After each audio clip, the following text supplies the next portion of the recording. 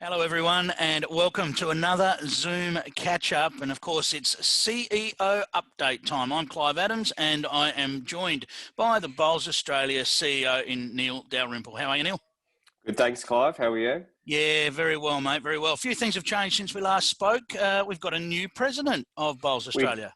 we do, yes. Bob Boorman from South Australia has become our next president, and Bob is, yeah, as you've spoken to him already, and is quite chuffed at being elected to that position. And look, he'll bring a new set of skills, a different set of skills from Daryl, and which is fantastic to have a good mix on the board. And Bob's history in the sport at Adelaide Bowling Club, a brief time on Bowls South Australia's board, and has been on the BA board for a few years now. So together with his business background, I think it puts him in good stead for the role, and he has experience on other boards. Not from sport, so that is good experience, and yeah, he's really enthusiastic about taking over the reins, and yeah, and to acknowledge Daryl, his fantastic role as president during the last couple of years that I've worked very closely with Daryl, and it's been a real pleasure to work with Daryl and his leadership and his mentorship that he has offered not only to me but obviously to the staff, and the support that he's provided has been superb. And then Daryl's putting his hand up to keep going on the board, so that'll come up at our AGM on the 10th of November. So we've got a couple of positions that are up for grabs there, and it's I certainly acknowledge Daryl's contribution and welcome Bob to the role as president. Yeah, fantastic. Certainly, Bob's passion came through in the interview that I did with him. I enjoyed that, and his passion for the sport and his passion to be involved is fantastic. Yeah, and he's made it very clear that he's got some I suppose areas that he'd like to tackle in the sport as the president, and that's certainly working closely with all of the state and territory association presidents, of which there will be quite a few new ones coming on board over the next couple of months at their respective AGMs. So I think the role of the president in terms of garnering the support and getting us all working together is clearly an important one, and working board to board is important. So and that leadership that we provide from a BA, from an SDA point of view, I mean, the presidents play such an important role in all of that. So we look forward to continuing that good relationship. Of course, last time we spoke was on the back of your trip through the fire ravaged areas, I guess, of the eastern states there, and now we've seen the wonderful Bowl Show Special Edition, and what a fantastic show it was. Seems like a bit of a distant memory for me, to be frank, and given that we've been in lockdown for some period of time now. But yeah, look, it was a terrific experience to again get out and meet a number of people in bowling clubs, volunteers, I mean paid staff that work in these clubs, and as you say, especially the ones that have been impacted by the bushfires and then subsequently the COVID virus. So look, they've done it tough, and I think the special that was aired on 7/2 last Sunday was fantastic. Fortunately, it's going to have repeat views on 7/2. It's also now appearing on Fox Sports, and you can pick it up on 7 Plus as well if you've missed it. So, which is the catch-up service that Channel 7 provides. So, yeah, I was really pleased the way it came out, and thanks to Croc Media in terms of their production and their willingness to kind of come on board and follow us through that trip, and to BCIB, one of our major partners, Bowls Club Insurance Brokers.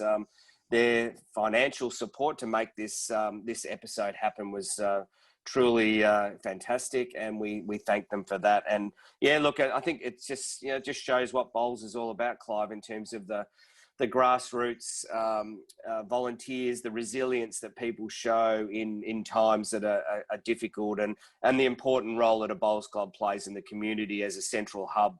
And a resource to support people in times of crisis. So, yeah, great stories. And look, I think what we want to do in the future, Clive, is certainly get out and about more and more in terms of meeting with our volunteers and our clubs, and just and talk to them about their issues and how we can help as a national body, as state and territory associations. It's really important in our role.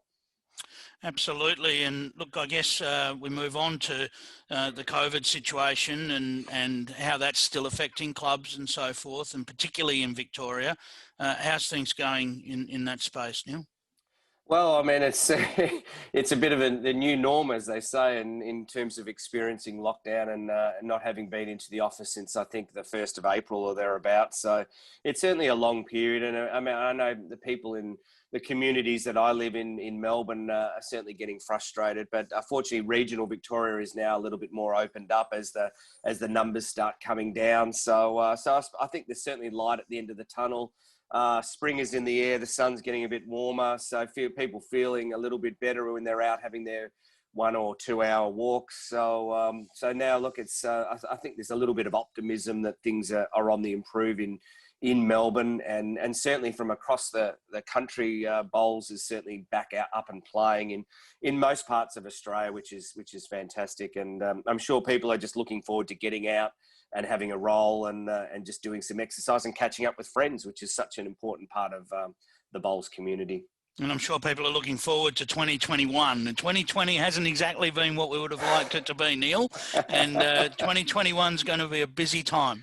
I know. I don't know whether there's enough days in the year, to be frank, to run all these events. And I mean, if you put, and this is the context that we're working in, we've got international events where basically run by World Bowls.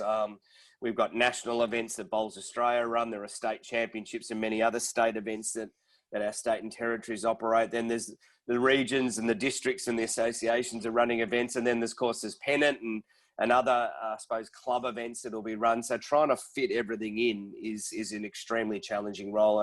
And I know Andrew Howie, who's our events manager, and I, we've had a number of conversations over the last few months as we look at our calendar and try and work in the postponement of some of national events, which we've obviously had to have done out of 2020 and the COVID crisis, that we've had to move those events into 2021. Well, we've maintained a commitment to try and run or keep these events on the calendar. So as an example, the BPL couldn't be run in November this year, so we've pushed that into April of next year. So that means we'll have 3 BPLs in 2021, which makes it a bigger year, particularly in a year which is a world championship. And then we want to run our Australian Open again, and we're going to launch our new nationals competition in October. And there are other events all intermingled right across the whole, I suppose, landscape of bowls in Australia. So look, it's if you're an elite player, I don't know how you can actually work, to be frank, because I just don't think there's enough time in the year to be able to play in all of these events. But look, it's hopefully everyone will be excited, and look, touch wood, we can, things start to improve. We'll obviously, in terms of the running of the events, we'll need to be looking at the COVID safe practices that we'll need to introduce. And you just have to look at how a number of sports across the world are now back in terms of their playing. And you see the AFL and the NRL in Australia and the US Open tennis and other events right across the world. There ain't too many people watching, which is obviously unfortunate, but I'm sure the players appreciate it, and the broadcasters definitely appreciate it. So from a BA or a Bowls Australia point of view, this will be a big year in terms of the production of our television. So with as I say, the 3 BPLs, it's going to be a busy year with Australian Open and World Champs, 2 of the other kind of major television production events that we run. Yeah, I mean, selfishly, I can't wait to get some events going again and get our live streaming going again, Neil. Have a ball covering all these events, and it might be a busy 2021. But I think, as you say, we're rolling in what you've just said then with our fantastic live streaming. Together with the live broadcast events, it's just there's a lot of hours of coverage, which I think will give. And look, and I think it's been great even during this time. I mean, I've been watching a bit of the Gold Coast Tweed District's coverage and some of the other clubs and associations that have been streaming some content. I mean, it's hard not to watch it because you just enjoy watching, and probably people in Victoria and particularly in Melbourne are very jealous of watching people getting out on beautiful greens and having a game of bowls on the weekend or during the week. So, but being able to watch that content, and we know with the content that you lead through our live streaming, Clive, it's watched all over the world. And so, and that gives people a lot of pleasure in being able to watch those games, and the quality of production. and kudos to Gold Coast Tweed District. The quality of their production is fantastic, as ours is, and I think we all complement each other, and we're showcasing the great sport of bowls across Australia and across the world. Well said. Well said. Another very important area that Bowls Australia has been doing some work in is the Women in Bowls Working Party and the survey that's been done. And quite frankly, the response has been phenomenal. Absolutely.